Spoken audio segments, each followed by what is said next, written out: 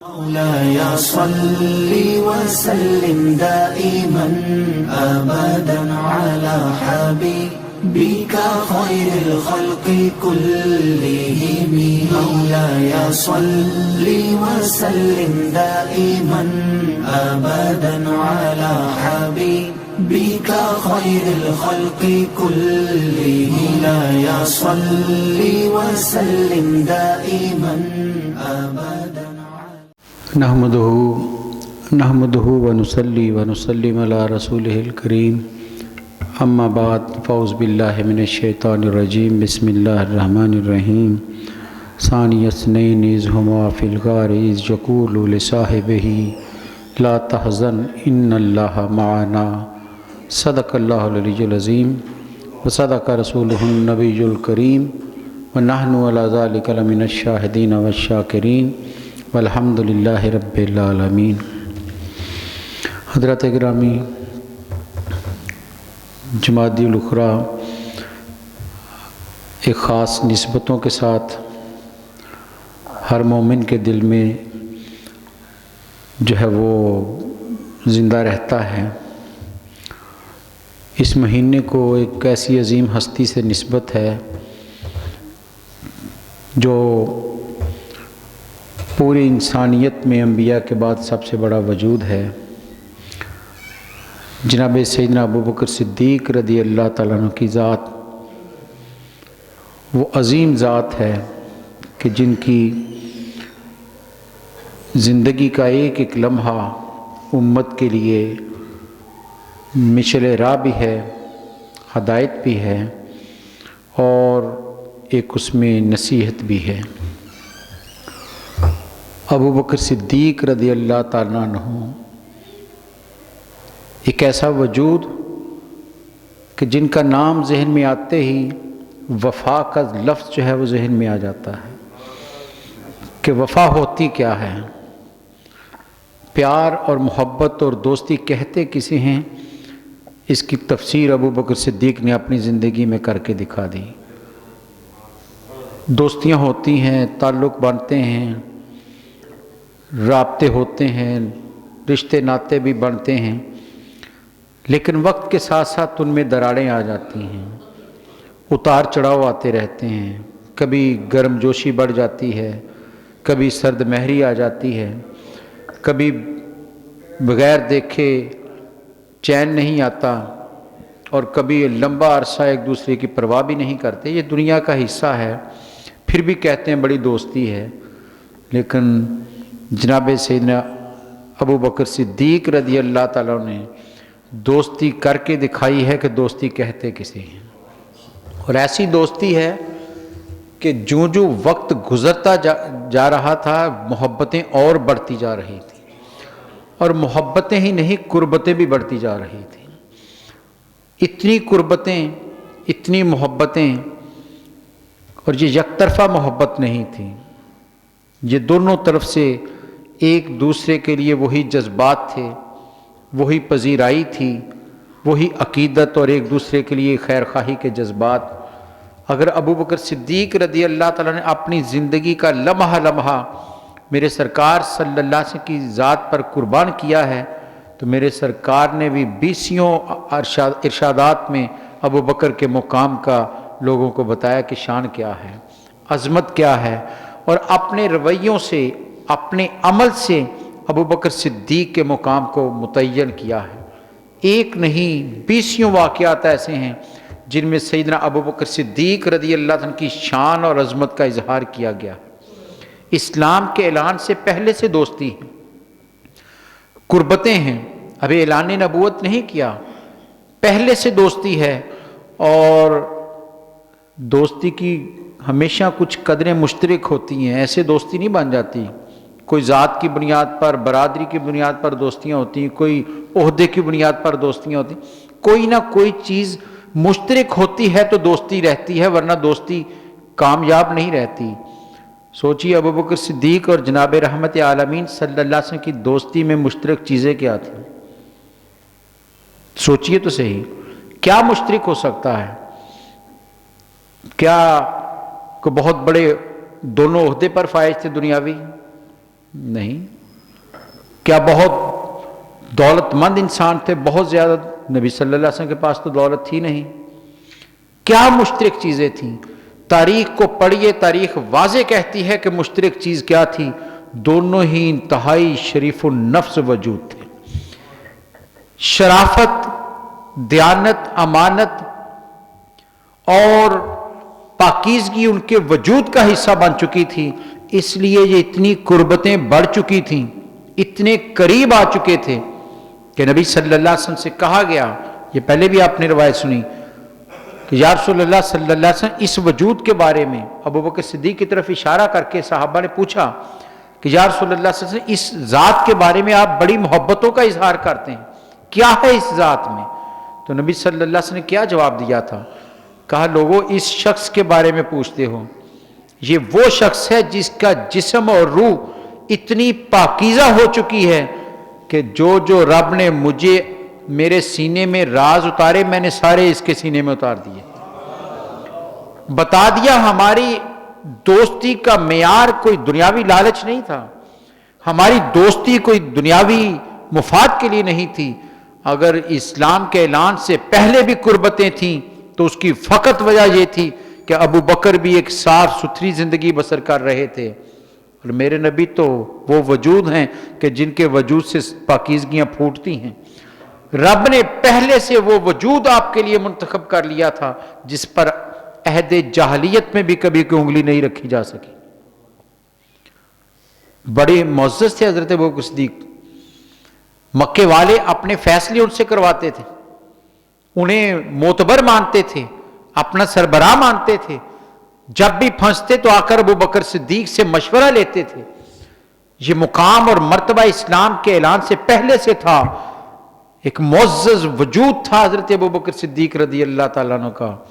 اس لیے تو میرے نبی کے ساتھ ساتھ رہے ہیں کہ مکے میں دو ہی تو پاکیزہ معزز وجود تھے، ایک میرے نبی کی ذات اور ایک ان کا دوست ابو بکر صدیق رضی اللہ. اسی لیے تو جب آپ نے اعلان نبوت کیا تو روایت کہتے ہیں کہ ابو جہل خود گیا، بعض کہتے ہیں اس نے کسی بندے کو بھیجا کہ جاؤ ان کے دوست حضرت ابو بکر صدیق سے جا کر کہو کہ یہ تمہارے دوست نے عجیب اعلان کیا ہے. وہ گیا، جناب ابو بکر صدیق سے ملا اور کہنے لگا ابو بکر تمہارا دوست جو محمد صلی اللہ علیہ وسلم، انہوں نے یہ اعلان کیا ہے کہ میں اللہ کا رسول ہوں، میں اللہ کا نبی ہوں، فرشتہ مجھ پر آتا ہے، وہ رب کا کلام پیش کرتا ہے. تو حضرت ابو بکر صدیق نے سنتے ہی، بعض روایت کہتی ہیں کہ وہیں پر، اور بعض کہتی ہیں وہاں سے سیدھے نبی صلی اللہ علیہ وسلم کے پاس آ گئے اور آ کر پوچھا یا رسول اللہ صلی اللہ علیہ وسلم کیا آپ نے یہ اعلان کیا ہے؟ فرمایا ہاں اللہ نے مجھے نبی بنایا. تو فرمایا میں اس کی تصدیق کرتا ہوں، میں آپ پر ایمان لاتا ہوں. کوئی آپ نے، اس لیے نبی صلی اللہ علیہ وسلم نے فرمایا تھا ہر آنے والے نے مجھ سے کوئی نہ کوئی سوال کیا تھا، کوئی نہ کوئی دلیل مانگی تھی، کسی نے معجزہ مانگا، کسی نے کوئی سوال کیا. فرمایا ایک ہی وجود ہے جس نے جیسے ہی میں نے اعلان کیا اس نے فوراً مان لیا. کیوں کہ پیچھے ایک طویل عرصہ اکٹھے گزار کر آئے ہیں، انہیں میرے نبی صلی اللہ علیہ وسلم کے وجود کا اتنا پتہ تھا کہ یہ وجود جو کہے گا وہی سچ ہوتا چلا جائے گا، اس لیے مان لیا آپ کو. اور پھر اور یہ ذہن میں رکھیں اس دور میں جب اسلام کا اعلان کرنا مشکل کام تھا، لوگ ظلم کرتے تھے. حضرت ابو بکر صدیق اعلان نبوت کے بعد ایمان قبول کر کے گھر نہیں بیٹھ گئے، بلکہ تاریخ کہتی ہے کہ آپ خود تبلیغ کرنے لگ گئے. روزانہ کسی نہ کسی کے پاس جا کر انہیں کے پیغام دیتے. اور ایک روایت ہے کہ 5-6 آپ کے دوست تھے، حضرت عثمان ان میں شامل ہیں، ان میں حضرت سعید ان میں شامل ہیں، 3-4 کے نام لکھے ہیں تاریخ والوں نے، یہ ان کے قریبی دوستوں میں شامل تھے. انہوں نے جب سنا تو وہ سارے مل کر ابو بکر صدیق کے پاس آئے کہ ابو بکر یہ کیا، جہاں ایک نبی نے نبوت کا اعلان کیا ہے، تمہاری اس بارے میں رائے کیا ہے؟ تو ابو بکر صدیق نے کہا رائے کیا پوچھتے، میں تو مان چکا ہوں، میں تو ایمان لا چکا ہوں. اور فوراً کہا تم بھی دیر نہ کرو، چلو میرے ساتھ جا کر ایمان لے آؤ. اور تاریخ کہتی ان ساروں کو لے کر نبی صلی اللہ علیہ وسلم کے پاس لائے اور کہا کہ یا رسول اللہ ان کو بھی کلمہ پڑھا کر مسلمان کر دیجیے. دین کو پھیلانا پہلے دن سے اپنے پر لازم کر لیا کہ یہ دین اسے پھیلانا ہے، لوگوں کو دین کی طرف لانا ہے، لوگوں کو پیغام حق پہنچانا ہے. اور نبی صلی اللہ علیہ وسلم کے دست و بازو بن کر پھر مکے میں جدھر گئے ہیں تبلیغ کرتے چلے گئے. تو لیکن یہ بھی ذہن میں رکھیے، اتنا بڑا معزز وجود، دین کے راستے میں مشکلات انہیں بھی آئی ہیں، سختیاں انہوں نے بھی جھیلی ہیں. مکے والے اس طرح کی سختی تو نہیں کر سکے کہ آپ کو مارا ہو، لیکن آپ کو پیغام بھیجے گئے کہ آپ یہ کام چھوڑ دیں، گھر میں تلاوت کرتی اونچی آواز میں وہ بند کر دیں ورنہ ہم سارے آپ کا بائیکاٹ کریں گے. یہاں تک کہا گیا کہ ابو بکر گھر میں جو تلاوت قرآن کرتے ہو، اپنے نبی کی کتاب پڑھتے ہو، آہستہ پڑھا کرو. تو آپ نے کہا یہ ہو نہیں سکتا، ابو بکر کبھی آواز کو پست نہیں کر سکتا. کہا پھر چلو ایسے کر لو، اگر نہیں کرنے تو پھر مکہ چھوڑ دو. کہا میں مکہ چھوڑ سکتا ہوں، نبی کے پیغام کو نہیں چھوڑ سکتا. چلے گئے، چھوڑ دیا تھا مکہ، وہ تو واپس ایک مکے کا سردار لے آیا. تو کہنا یہ چاہتا ہوں کہ راستے میں مشکلات آئیں انہیں بھی، بلکہ محبت کی ایک عجیب داستان ہے. یہ تو سراپا محبت کی داستان ہے، عشق کی داستان ہے. نبی صلی اللہ علیہ وسلم گئے مکے میں، کچھ افراد کھڑے تھے کافر، آپ ان کے پاس گئے اور انہیں پیغام حق سنایا. ان ساروں نے آپس میں کچھ اشارے کیے اور سب نے مل کر نبی صلی اللہ علیہ وسلم پر حملہ کر دیا، آپ کو زدوکوب کرنے لگ گئے، جسمانی طور پر آپ پر حملہ کیا.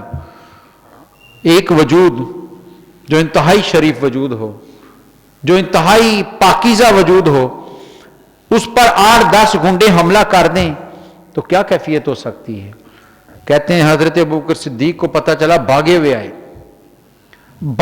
اور جیسے میں رکھے حضرت ابوبکر صدیق کو بہت بڑے پہلوان نہیں تھے، شریرا سا بدن تھا ان کا، کو بہت طاقتور قسم کا، جس طرح حضرت عمر تھے اس طرح کے نہیں تھے، دبلے پتلے انسان تھے. بھاگے ہوئے آئے اور آ کر اس کفر کے ان افراد کے درمیان میں گھس گئے، لوگوں کو ادھر سے دھکا دیا، ادھر سے. انہوں نے آپس میں مشورہ کیا کہ محمد صلی اللہ علیہ وسلم کو تو چھوڑو، ابو بکر کو پہلے مارو. ساروں نے ابو بکر صدیق پر اتنا حملہ کیا، اتنا زدوکوب کیا کہ اپنی طرف سے مردہ سمجھ کر چھوڑ کر آ گئے. آپ بے ہوش ہو گئے اور وہ سمجھے مر گئے ہیں، چلے گئے. گھر والوں کو خبر ملی، آپ کی والدہ، آپ کے والد، گھر والے بھاگے ہوئے آئے. حضرت ابوبکر صدیق کو بے ہوشی کے عالم میں، زخمی ہے پورا وجود، لہو نکلا ہوا ہے، اٹھا کر گھر لائے. ماں نے چہرے کو دھویا، پانی ان کے منہ میں ڈالا تو آنکھ کھولی. آنکھ کھولتے ہی کہا، اماں مجھے میرے دوست کے پاس لے چلو، میرے دوست کے پاس لے چلو. انہوں نے کہا بیٹا تیری حالت ایسی نہیں. کہا اماں یہ چھوڑ دو میری حالت کو، مجھے ان کے پاس لے چلو، میں دیکھنا چاہتا ہوں ان کی طبیعت کیسی ہے. اتنا اصرار کیا، گھر والے بار بار روکتے رہے، اتنا اصرار کیا کہ اسی زخمی حالت میں پکڑ کر ابو بکر صدیق کو دربار رسالت میں پیش کر دیا. میرے نبی کو دیکھا تو اطمینان آ گیا اور میرے رسول مسکرائے. کہا ابو بکر مجھے کہتے میں تیرے گھر آ جاتے، اس حالت میں کیوں آ گئے.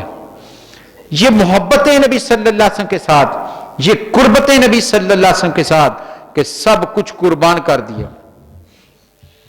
ایک دفعہ نبی صلی اللہ علیہ وسلم نے، اور جزیر میں بظاہر کو بہت مضبوط جسم نہیں ہے لیکن ایمان کتنا مضبوط ہے، ایمان کی طاقت کتنی ہے ابو بکر صدیق میں. ایک روایت ہے کہ نبی صلی اللہ علیہ وسلم نے خود بھیجا، ایک روایت میں کہ اپنے طور پر یہودیوں کا ایک قبیلہ بنو قینقاع ہے، ان کے پاس گئے کہ جا کر ان کو دین کا پیغام دیا. تو ان کا سردار بڑا عالم وہ بھی بیٹھا ہوا تھا. آپ گئے، جا کر کہا کہ آ جاؤ دین میں اسلام قبول کر لو. تو اس نے آگے سے بڑی توہین امیز گفتگو کی. اس نے کہا ابو بکر تو کس دین کی طرف بلا رہا ہے، کس خدا کی دعوت دے رہا ہے؟ تیرا خدا تو غریب ہو گیا ہے، نعوذ باللہ، کہ قرآن کہتا ہے ہمیں مجھے قرضہ دو، قرض حسنہ دو. اور پھر ساتھ اس نے ایک بڑا گستاخانہ جملہ بولا کہ تیرا رب فقیر بھی ہو گیا ہے، لوگوں سے پیسے مانگتا ہے قرض پر، اور پھر سود کے ساتھ واپسی کا وعدہ بھی کرتا ہے. استغفر اللہ. توہین کی نبی اللہ کی ذات کی، وہ کمزور سا وجود، وہ دبلا پتلا وجود. روایت کہتی کہ ابوبکر صدیق اتنی تیزی سے آگے بڑھے، اتنے زور کا چماٹا اس کے منہ پر لگایا اور ساتھ ایک جملہ کہا، اگر تمہارے ساتھ ہمارا تحریری معاہدہ نہ ہوتا تو میں تیری گردن اتار دیتا۔ وہ نبی صلی اللہ علیہ وسلم کے پاس شکایت لے کر چلا گیا کہ محمد صلی اللہ علیہ وسلم، آپ کے دوست، آپ کے ساتھی نے میرے ساتھ زیادتی کی ہے۔ ابو بکر صدیق کو بلا لیا گیا کہ ابو بکر کیا ہوا؟ کہ یا رسول اللہ صلی اللہ علیہ وسلم، یہ واقعہ ہے، اس نے گستاخی کی اور مجھ سے برداشت نہیں ہو سکا، میں نے مارا ہے اس کو۔ اس نے کہا جی میں نے تو یہ کہا ہی نہیں، میں نے تو کوئی توہین نہیں کی، مکر گیا۔ اور تاریخ کہتی ہے اس کا قبیلہ بھی ساتھ آیا، وہ بھی مکر گیا کہ اس نے تو بات کی نہیں تھی، ساری زیادتی ابو بکر صدیق کی ہے۔ ابو بکر صدیق سوچنے لگ گیا میرے ساتھ تو اس وقت تھا کوئی نہیں مومن، جتنے تھے یہ سارے یہودی تھے، سارے ہی مکر گئے ہیں۔ تو قرآن کی سورہ آل عمران کی آیت اتر آئی، وہی لے کر جبریل پہنچ گیا کہ اللہ کے رسول، اللہ نے ان کی آپس کی بات کو سن لیا ہے اور تصدیق کرتا ہے کہ اس نے گستاخی کی ہے۔ ابو بکر صدیق کی بات کی صداقت کی گواہی رب نے وہی بھیج کر نازل کی۔ شان دیکھیے ابو بکر صدیق کی۔ صدیق ایسے نہیں بنے ہیں کہ جہاں کوئی انسان گواہی دینے والا نہ رہا، رب نے کہا ہم اپنے نبی کے یار کو جھوٹا نہیں ہونے دیں گے، اے جبریل فوراً جاؤ، قیامت تک کے لیے قرآن کا حصہ بنا دیا کہ لوگوں یہ سچا وجود ہے، اس نے جو کہا کوئی انسان گواہی دے نہ دے، ہم عرش والے رب بھی اس کی گواہی دے رہے ہیں۔ یہ شان ہے ابو بکر صدیق رضی اللہ عنہ۔ متعدد آیات، ایک نہیں دو نہیں، متعدد آیات ابو بکر صدیق کی شان میں نازل ہوئی ہیں، آپ کی عظمت کو بیان کیا گیا۔ سورہ نور میں آپ کی عظمت کی حوالے سے قرآن کی آیت نازل ہوئی کہ جب مصطح بن ثابت نے نبی صلی اللہ علیہ وسلم پر وہ ایک اعتراض کر دیا، ایک الزام حضرت عائشہ صدیقہ پر لگا دیا، نعوذ باللہ من ذالک، بہتان لگایا گیا، وہ سازش کا شکار ہو گئے۔ حضرت مصطح مسلمان تھے، سادہ لو تھے، وہ یہودیوں کی اس سازش کا حصہ بن گئے اور کہنے لگے ہو سکتا ہے ایسی بات ہو۔ اور حضرت مصطح کون ہیں؟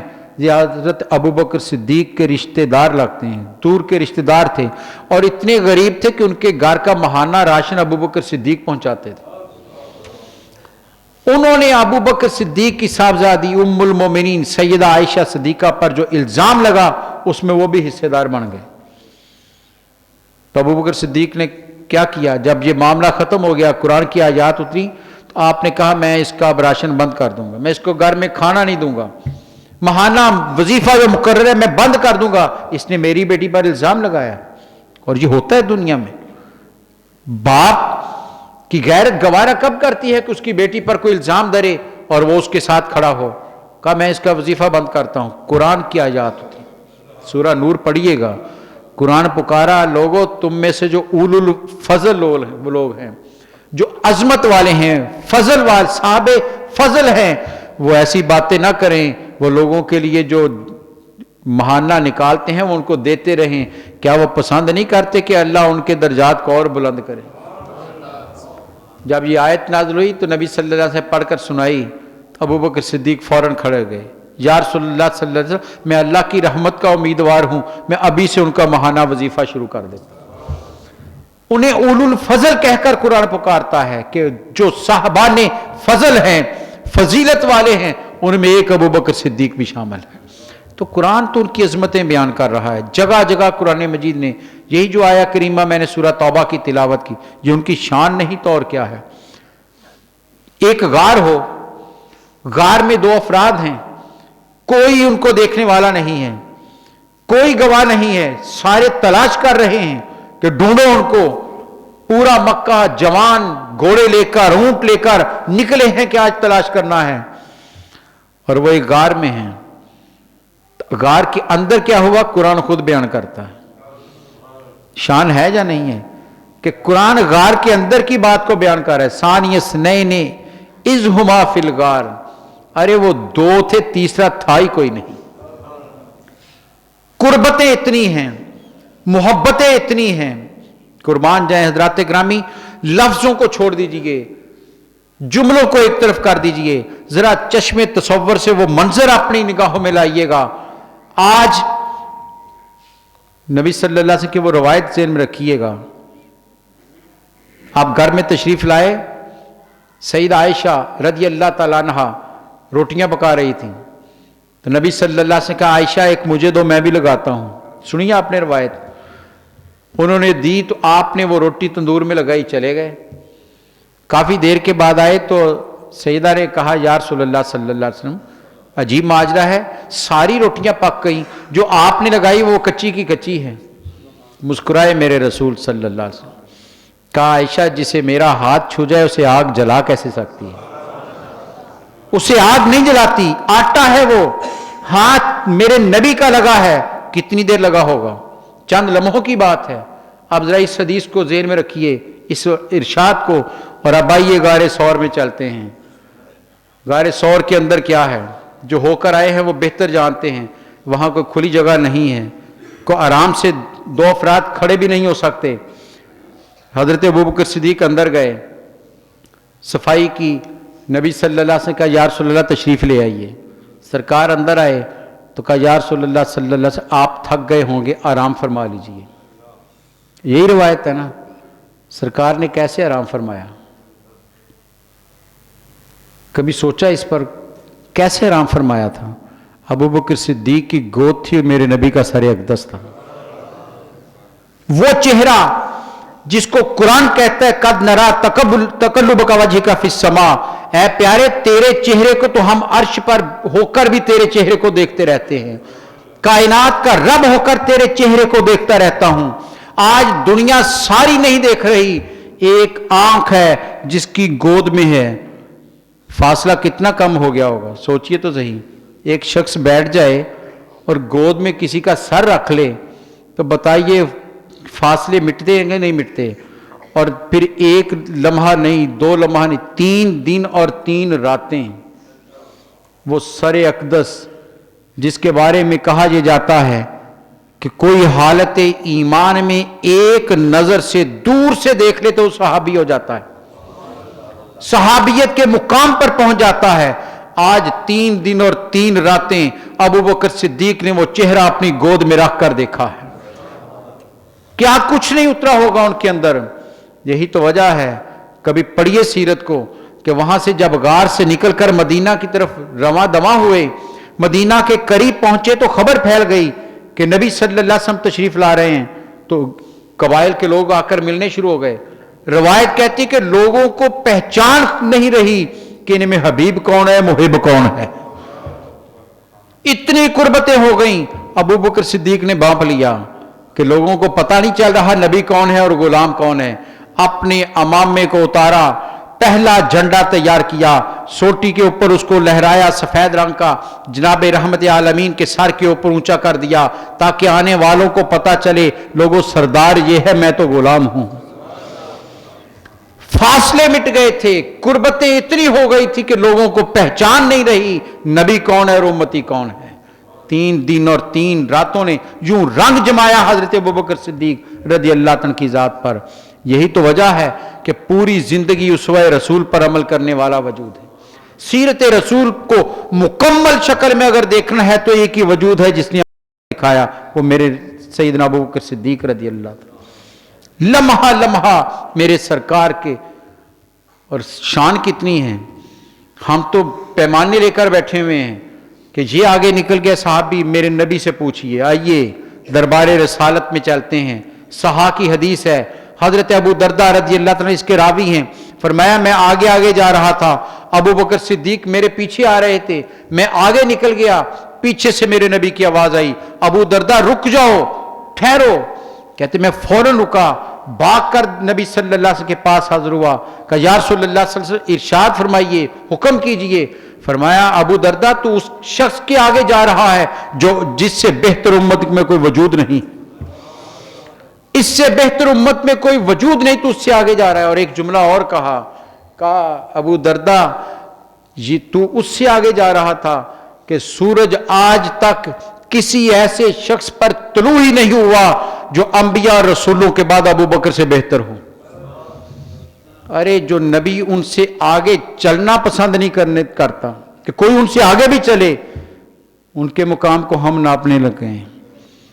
सोचिए तो सही, मेरे नबी की कितनी मोहब्बतें अबू बकर सिद्दीक के साथ कि सहाबी को उनसे आगे चलना बर्दाश्त नहीं किया, रोक दिया कि अबू बकर से आगे ना चलो, अरे ये अजीम लोग हैं, ये बड़ा है मेरी उम्मत में, इससे आगे चलोगे तो फिर मेरी नाराजगी होगी। हुक्मन रोक दिया अबू दरदा को, साहा की हदीस इस पर गवाह है। ये मुकाम है सैयदना अबू बकर सिद्दीक रज़ी अल्लाह तआला अन्हु का। लम्हा लम्हा अपने रसूल पर कुर्बान होने वाला वजूद, हर लम्हे नबी सल्लल्लाहु अलैहि वसल्लम की अतात में सरशार रहने वाला वजूद, किसी लम्हे भी आपके हुक्म की अदूली नहीं की है।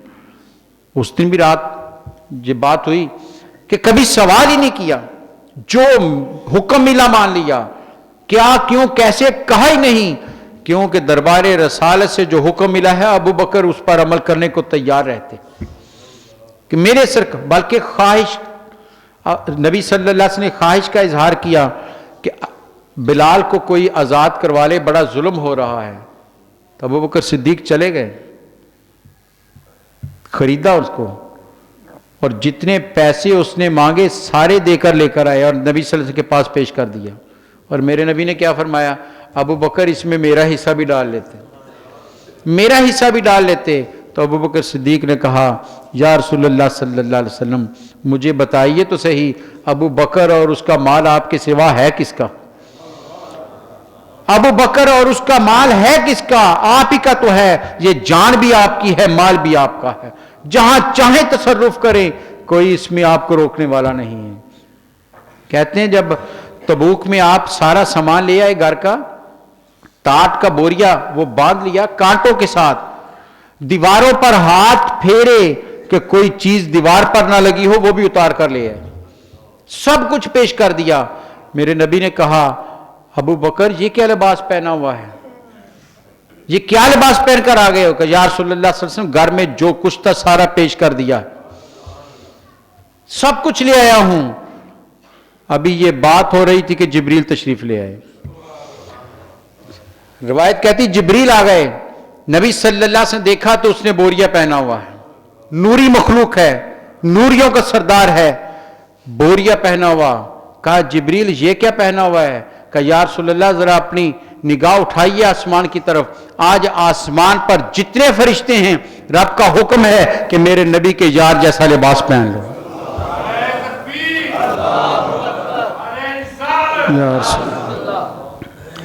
यूं फिदा हो गए नबी सल्लल्लाहु अलैहि वसल्लम पर कि अर्श वाले रब ने अपने नूरी फरिश्तों को उनकी अदा अपनाने का हुक्म दे दिया।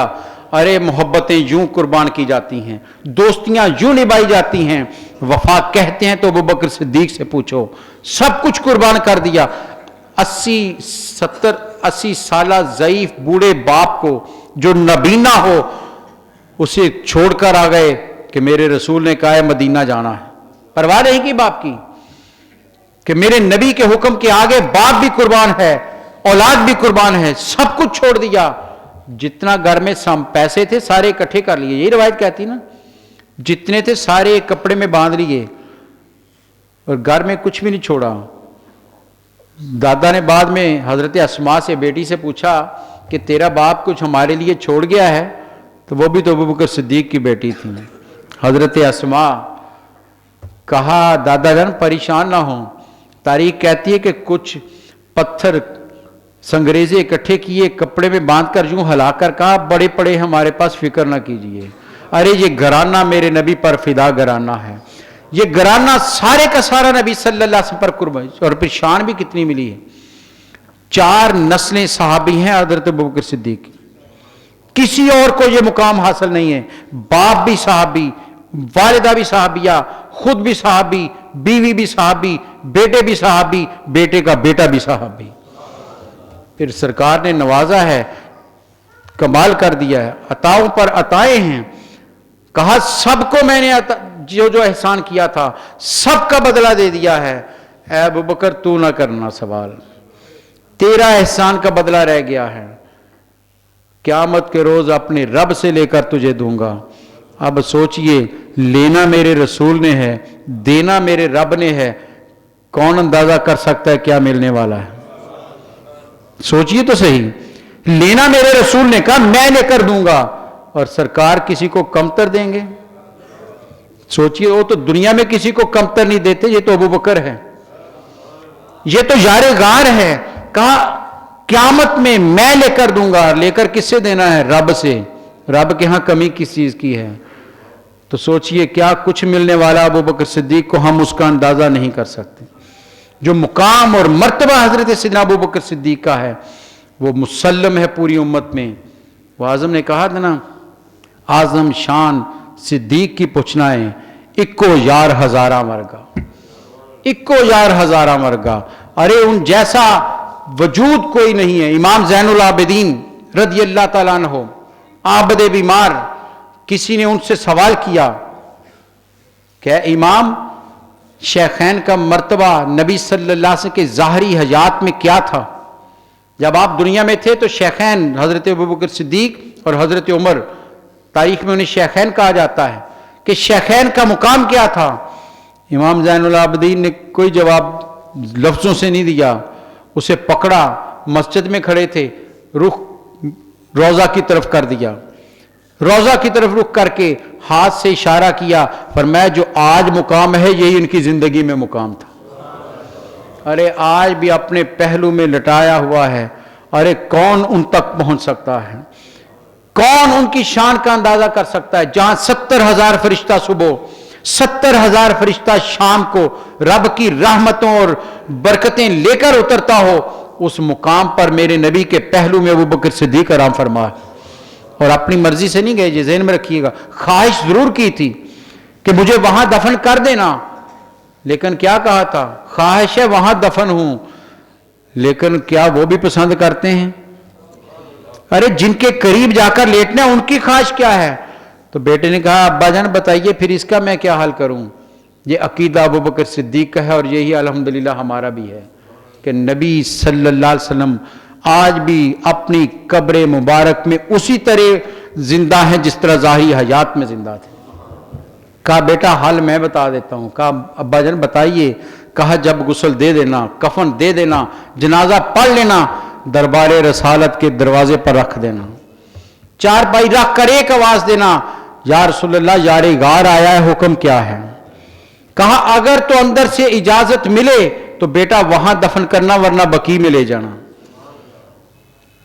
تو جواب آیا یا نہیں آیا؟ کیوں حضرات گرامی آیا نا جواب.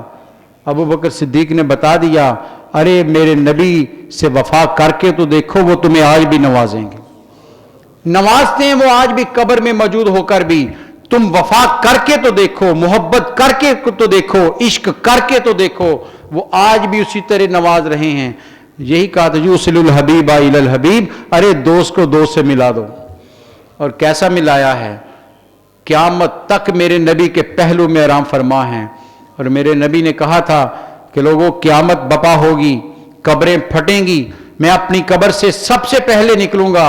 اور کس شان سے نکلوں گا، کس انداز سے نکلوں گا؟ فرمایا دائیں ہاتھ میں ابو بکر کا ہاتھ ہوگا، بائیں میں عمر فاروق کا ہاتھ ہوگا، اور ہم میدان حشر میں یوں جائیں گے. ارے جن کے ہاتھ پکڑ کر میرے رسول میدان حشر میں لا رہے ہیں، انہیں حشر کی خوفناکیاں کہاں ڈرا سکتی ہیں؟ انہیں کیا خطرہ ہے وہاں پر؟ وہ ہر غم سے بے نیاز وجود. اس لیے تو قرآن کہتا ہے ان اللہ معنا. میرے نبی نے تسلی ان کو دی تھی، ابو بکر غم نہ کر، اللہ ہمارے ساتھ ہے. اور اللہ میرے نبی کے بھی ساتھ ہے، ابو بکر کے بھی ساتھ ہے. قیامت تک کے لیے یہ جملہ ابو بکر صدیق کی شان کو بیان کرتا رہے گا. نبی صلی اللہ علیہ وسلم یہ نہیں کہا اللہ میرے ساتھ ہے، فرمایا ان اللہ معنا، ابو بکر ہم دونوں کے ساتھ اللہ ہے. وہ ہر ایک کے ساتھ ہوتا ہے، لیکن جسے زبان رسالت سے کہہ دیا جائے اللہ ہمارے ساتھ ہے، وہاں شک رہ کہاں جاتا ہے؟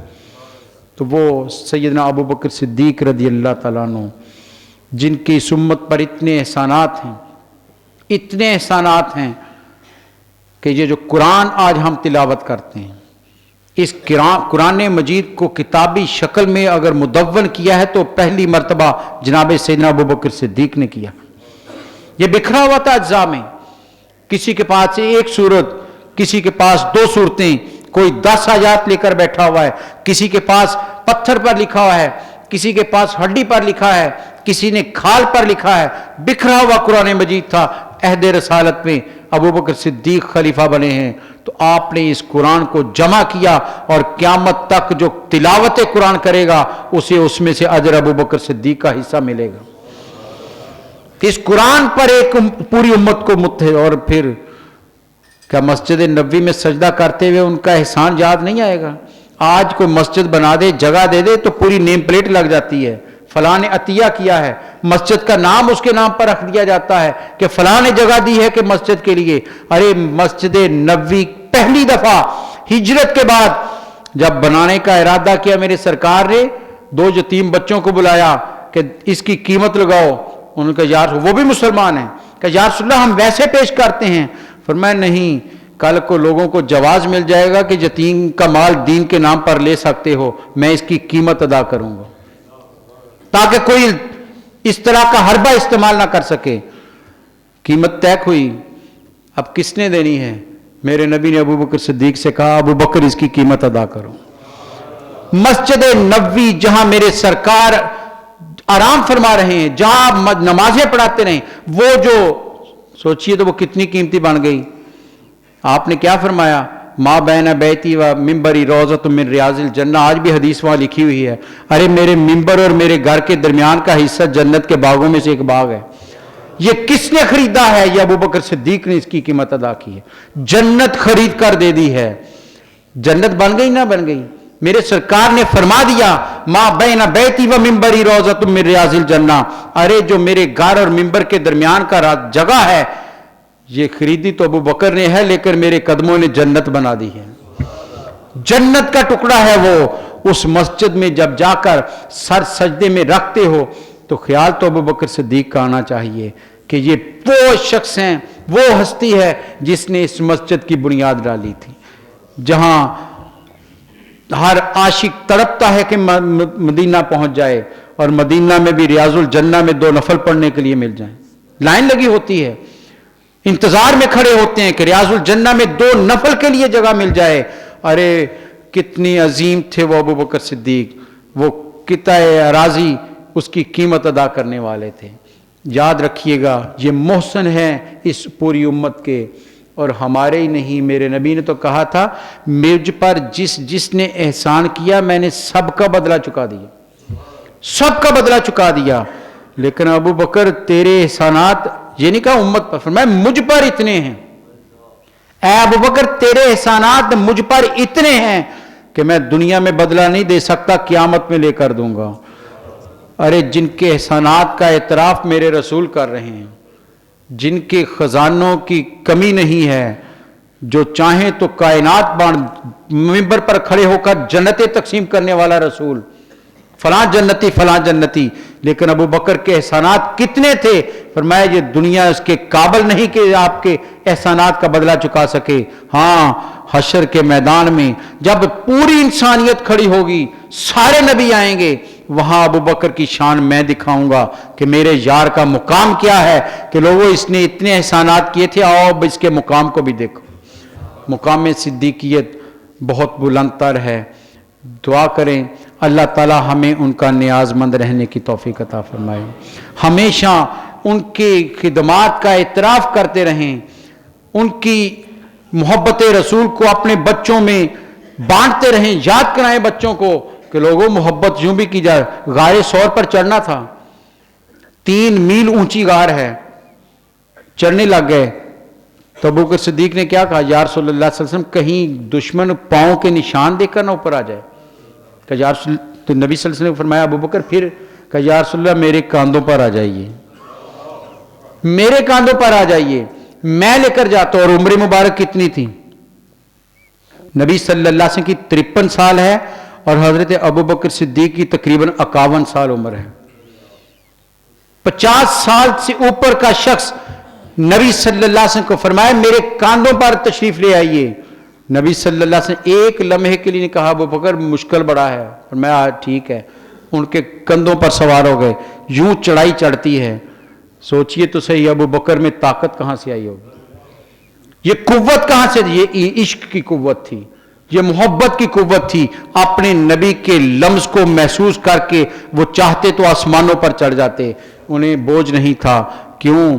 آج کائنات کا محبوب رسول ان کے کاندھوں پر سوار تھا. اس سے بڑی عظمت کا نشان کیا ہو سکتا ہے؟ اللہ تعالی ہمیں ان کی محبتوں میں زندہ رہنے کی توفیق عطا فرمائے. ان کو یاد کرتے رہیے. یہ ہمارے اسلاف ہیں, یہ ہمارے بزرگ ہیں, یہ دین کے محسنین ہیں جن سے دین ہم تک پہنچا ہے. اور اچھا انسان وہی ہوتا ہے جو اپنے محسن کو یاد رکھتا ہے. اللہ تعالی ہمیں ان کی یاد میں زندگی بسر کرنے کی توفیق عطا فرمائے. وآخر دعوانا الحمدللہ رب العالمین. مولاي صل وسلم دائما أبدا على حبيبك